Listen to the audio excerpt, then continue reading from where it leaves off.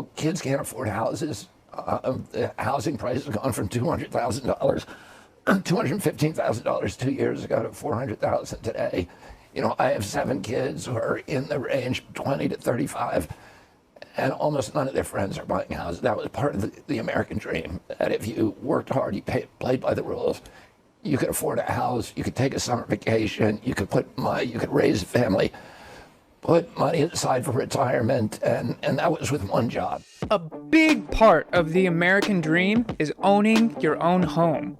But with rising housing costs, this dream is becoming more and more elusive.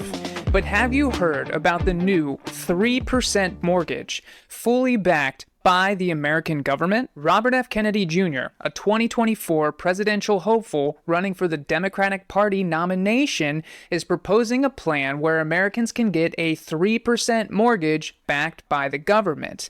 He says it will be like having a rich uncle. Uncle Sam. He says he will be able to offer this without raising taxes and without increasing the national debt. His plan? To offer tax-free government bonds to investors to help them raise the money. A tax-free government bond gives an investor the opportunity to earn interest on their investment tax-free. If you were to buy a bond today, or even a stock from the stock market, and sell it next year for a profit, you would have to pay taxes on that profit. But that's different for a tax-free government bond. The profits that you earn from this investment are tax-free, which obviously gives investors extra incentive to purchase these bonds. But is this going to fix the problem with affordability that we're currently all facing in the real estate market? RFK Jr. argues that big investment firms like BlackRock, Vanguard, and State Street are buying up residential properties and pushing ordinary buyers out. How can we, an ordinary buyer, compete with an all-cash offer from BlackRock with assets under management of over $10 trillion? That is more than the entire GDP of the state of California. According to this figure, we can see that as of Q2, 34% of homes in California were owned by investors, 33% in Washington, D.C., 32% in Georgia, 31% in New Mexico and Texas, 30% in Nevada, 29% in Utah, Arizona, and Kansas. They also say that though the data shows the usual summer dip in home investor activity, there are no indicators that it will regress to pre-pandemic levels of less than 20%. Elevated interest rates and slowing appreciation seems to have dissuaded large and mega investors, while small investors have stepped up to fill in the gap.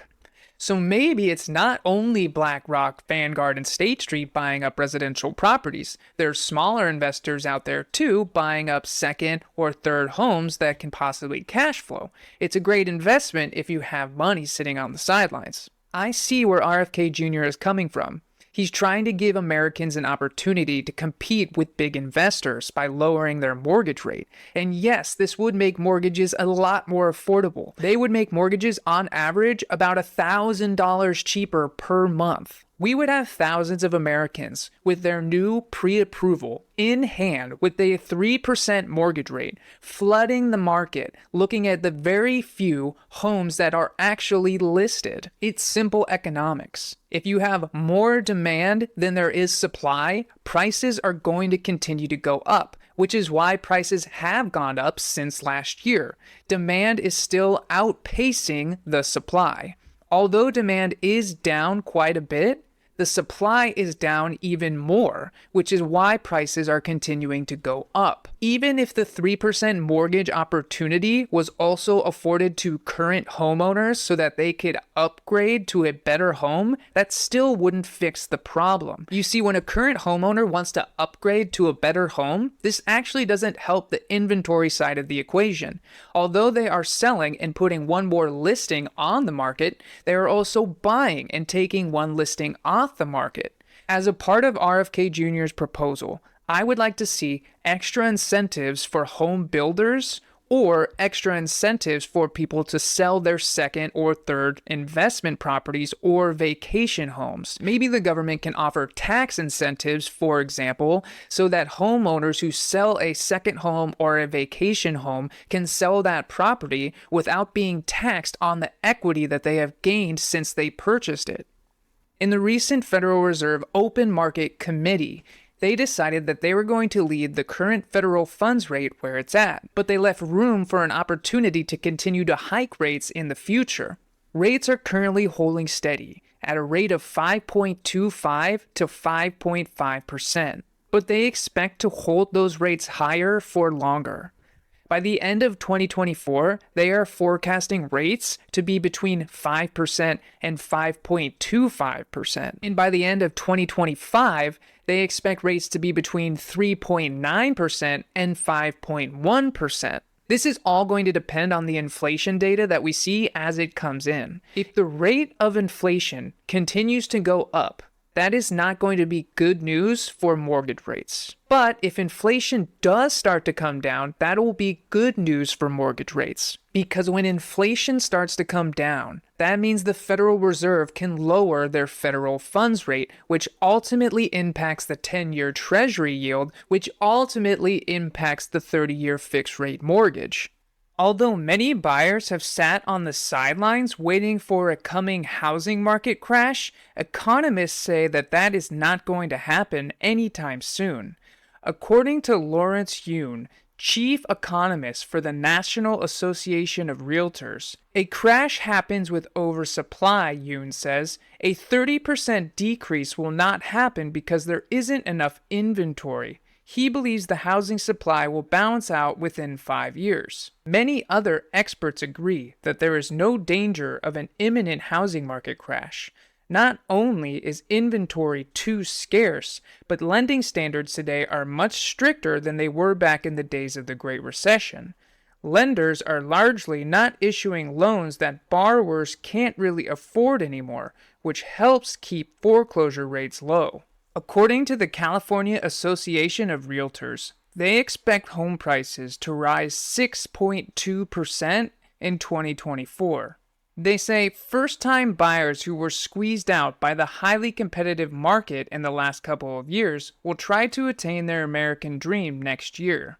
They also say inflation will continue its gradual decline over the next 18 months, with the CPI registering at 2.6% in 2024, down from 3.9% in 2023. Housing supply in 2024 will remain below the norm despite a projected increase in active listings of between 10% to 20% as market conditions and the lending environment continue to improve. So as we can see, home prices are expected to continue to go up. If home prices continue to go up just 3% per year over the next 3 years, the amount of money that you save on the interest rate being lower at that time wouldn't cover the amount that you would save if you were to purchase a home now at a higher interest rate. Many buyers who can afford to buy a home now understand this. And although there aren't many homes to choose from, they still are looking because they don't want to miss an opportunity to buy a home at today's prices. Although the interest rates are high and their mortgage rate is going to be high also, they are cutting expenses elsewhere to help cover the costs.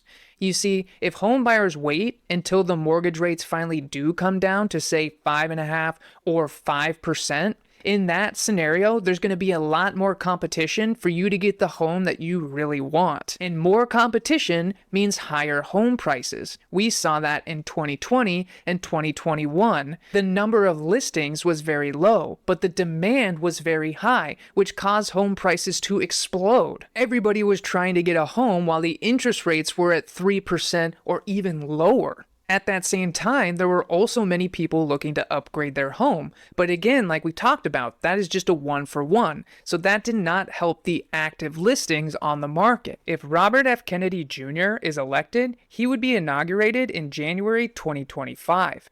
It's possible the economy and the housing market could look different at that time. But if we're still facing similar difficulties with lack of inventory, then his proposal is going to have to take a deeper look at the issues plaguing first-time home buyers in today's economy. So if we want to help make homes more affordable, yes, a lower mortgage rate obviously helps us do that. But a lower mortgage rate for more people means more competition. More competition means higher prices.